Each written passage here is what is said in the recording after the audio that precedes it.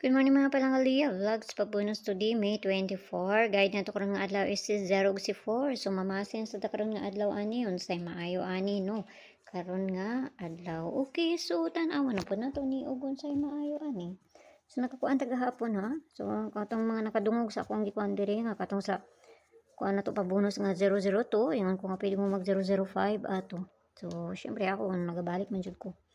Okay, so ang kung ano to gahapon is si 072, balikin ninyo na kung magpares ni sa syndicate na to sa date or si, pwede mo mag 172 ana, no? 172. So, kano mo na ipabunso to gahapon na, balikin ninyo. Okay. Pasanig mo na ipares syndicate na to sa date. Kung sa pair na to karon nga adlaw, 77, nakapares na siya dito sa Inday, aduan na niya dito, no? Aduan na niya dito, basta ganahan mo ana, 77 ang ito ang base pair na to karon nga adlaw. Tapos, syempre, ang ato ang kuhan ron. Ang pabonus na to ron na lang yapon sa 00 man eh. So, ang pabonus na to karon nga adlaw, 00 lang yapon.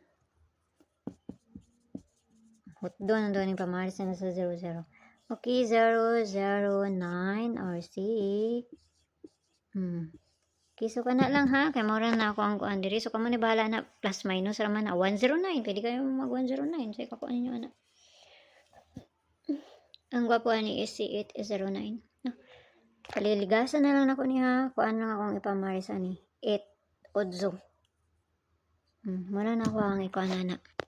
So, kana ang atong 009, ako siyang gikuanan sa paligas na to. So, paligas lang ni paligas. So, kana lang ha. Ayaw kayo mapagpalabi, ginagmay lang. Kaya wata kay balon sa imo kuanan ni, no? So, naradyo na sa inyo akong inyong abayan ang ako ang ginapanghatag diri basta kay pamasin lang ni. No? So, may buntag sa inyo og happy Sunday na tong tanan og kanara kay maoray na diri sa ako. Bye-bye!